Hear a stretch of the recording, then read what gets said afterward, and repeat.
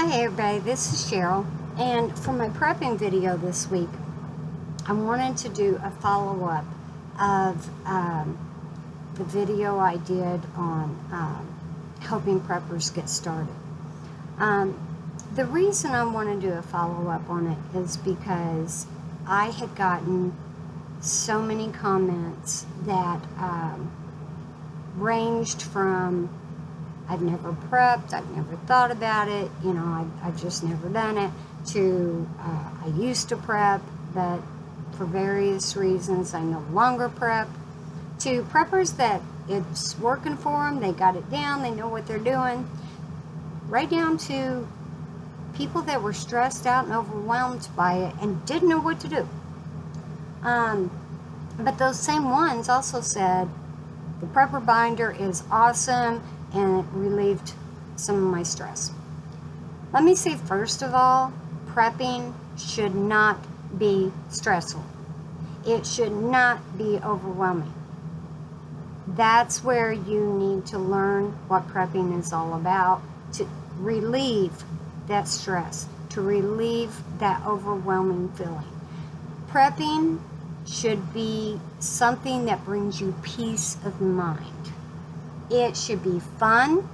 It should be a mindset. It should be a lifestyle. It should not be overwhelming. Okay? So, right there, change how you think about it. Don't think about it being overwhelming. Don't think about it being stressful. Let it bring you peace of mind. Okay? Now, let me break down how my plan page is set up. If I break it down, maybe it'll be a little bit easier for you to figure it out and help bring that peace of mind.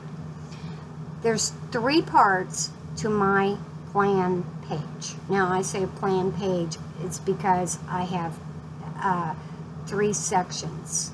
The first section is the problems.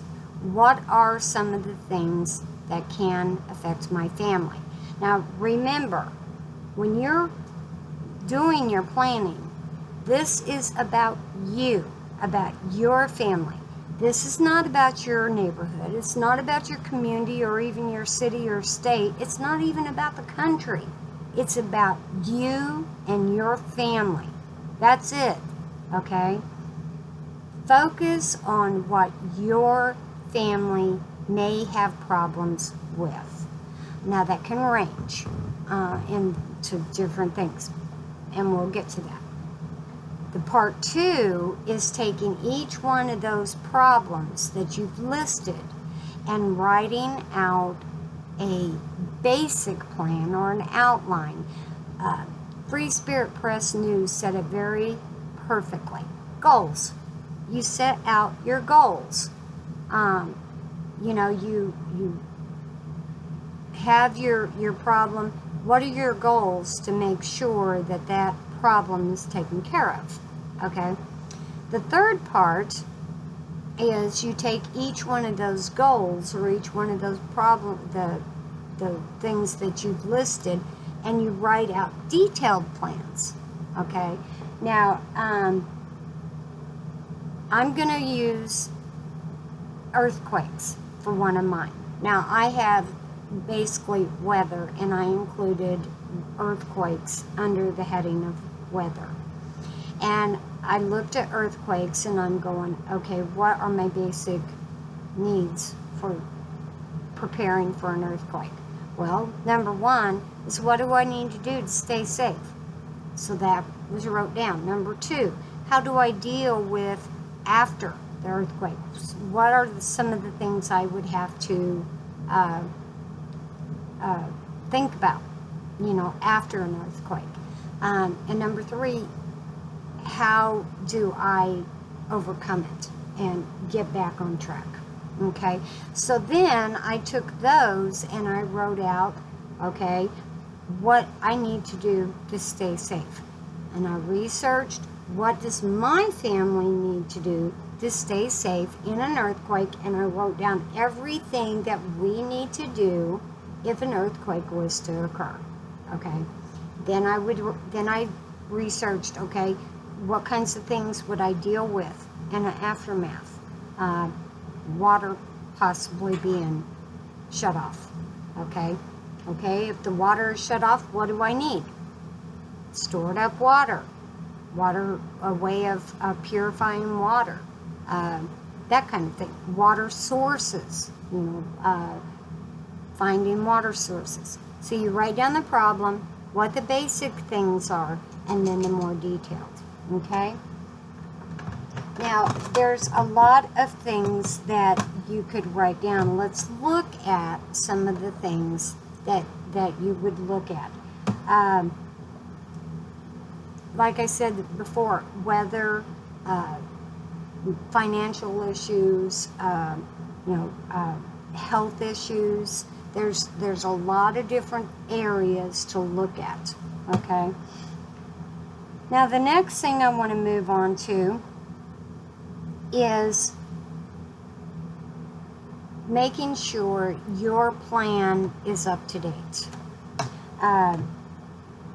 There are a lot of reasons that your plan could change. Granny B commented, and she had said age. Now, Granny B has kept notebooks. She has all kinds of stuff wrote down in her notebooks. She has focused on this kind of thing for many, many years. And when she went back and she looked at her plan, she's like, you know what, this doesn't fit anymore because our age, and she's right. Age can be a major change for your plan. Some of the other things is job. You may lose your job. You may change jobs. Your job may take you out of the area. Those kinds of things could affect your plan. So you need to adjust your plan to fit your job. Age. The other thing is children. Younger families may have a new child born. So you're going to have to change your plan to adapt to having the additional family member. Another one is your child may go off to college or may get married or, move out or whatever. That's going to change your plan. You need to adapt your plan to make that change. You may move homes, being in a new neighborhood or an environment or even a new city or state can change your plans. So you need to update that to fit your current situation. Okay, that's some of the things that you would want to check. Okay, checking your plan. How often do you need to check your plan? Well, we check ours maybe every 6 months to a year. Right now it's not changing that much. But, for families with younger children, it might change more often, so you might have to update, especially going from a baby to a toddler to elementary kiddo to a middle schooler to, there's different stages, so you might have to change a little more often. It just depends on your family. I would say, as far as the plan part of your binder goes, check it about every year, 6 months to a year, to kind of make sure everything's up to date. Okay. Now, for other parts of the binder, which we'll get into later, you want to check it a little more often, and I'll explain that when we get to that section. So, the other part of your plan that I wanted to touch on is what kinds of things that you would prep for. We're not talking about end of world. We're not talking about the zombie apocalypse. We're talking about everyday life. Yesterday I was watching a video by Minnesota Prepper, and he had done this video about a week ago or so. And in his video, He was actually preparing his garden for the next growing season. That is a prep, okay? That is the kind of thing you want to prep for, okay? So, you know, anything that's going to help your family or advance your family is what you need to prep for. You know, I had mentioned kids going off to college. You might want to start thinking about maybe money, saving back money to pay for college. One of the things that Angel and I have been prepping on since she was like 14 is her having household items when she moves out. You know, we did not do that with Chris, and so when he moved out, we had to hurry up and buy stuff. So Angel actually has her own little storage area for stuff that she will have when she moves out. That's a prep, okay? That's preparing her for when she moves out, you know. Those are the kinds of things you can prep for. Believe it or not, buying Christmas gifts year-round is a sort of prep. So that's what I'm talking about when you prep for everyday life. It's not just for storing up food and water for a worst case scenario. It's not preparing a storm bag in case you have to head for the shelter. It's prepping for everyday life.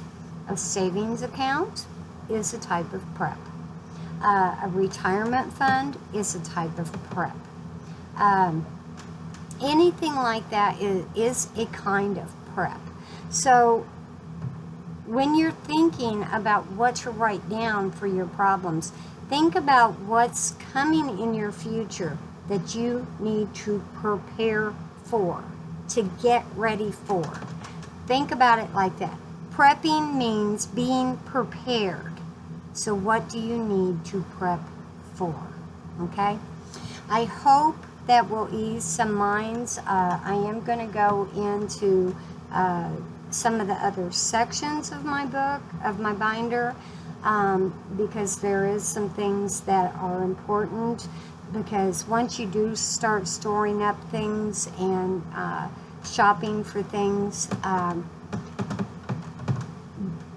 those are some issues that I want to touch on so that mistakes aren't made, and you know that you're prepping in the proper way for storing, rotating, that kind of thing. One thing I would like to say is when you are building a mindset, have in mind when you go shopping or you're out and about and you hit yard sales or go to the thrift store, have in mind those things that's on your detailed list. Things that maybe you have a shopping list of things you would need for your storm bag. And be looking for those things. That's where the mindset comes in. Okay? And I did want to make sure I threw that in there. So I hope that helps. If there's any questions or further comments or any area that you still feel like is overwhelming, let me know in the comments. And then I'm going to hit on another section of my binder and another video. All right, you all have a great day, and remember, don't let prepping overwhelm you. It is supposed to bring peace of mind. Okay? Yeah, y'all have a nice day. Bye.